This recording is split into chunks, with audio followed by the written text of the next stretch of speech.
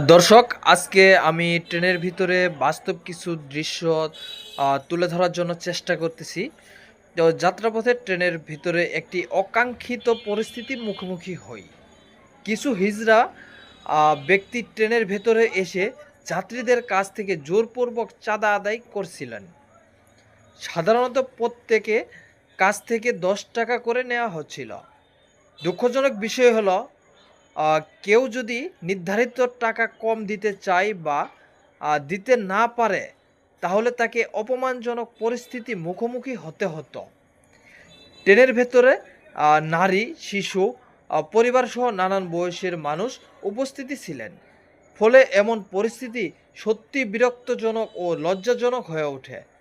আমি নীরবে এই ঘটনার একটি ভিডিও ধারণ করার চেষ্টা করেছি, যাতে আপনারা বাংলাদেশের রেলওয়ে ট্রেনের ভেতরের বাস্তব চিত্রটি দেখতে পারেন। কিভাবে সাধারণ যাত্রীদের বাধ্য হয়ে টাকা দিতে হচ্ছে। কেউ টাকা না দিতে পারলে তাকে অস্থিতিকর হয়ে উঠতে হয়, মানে বিভিন্ন লজ্জাজনক পরিস্থিতিতে পড়তে হয়। এই ভিডিওটি কাউকে ছোট করার জন্য নয়, বরং সংশ্লিষ্ট কর্তৃপক্ষের দৃষ্টি আকর্ষণের জন্য। অনুগ্রহ করে ভিডিওটি দেখুন এবং শেয়ার করুন।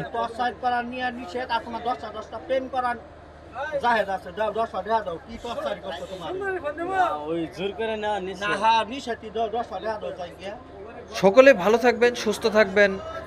ধন্যবাদ সবাইকে। আর ভিডিওটি বেশি বেশি শেয়ার করবেন, যাতে ট্রেনের ভেতরে আমাদেরকে আর এরকম পরিস্থিতিতে পড়তে না হয়।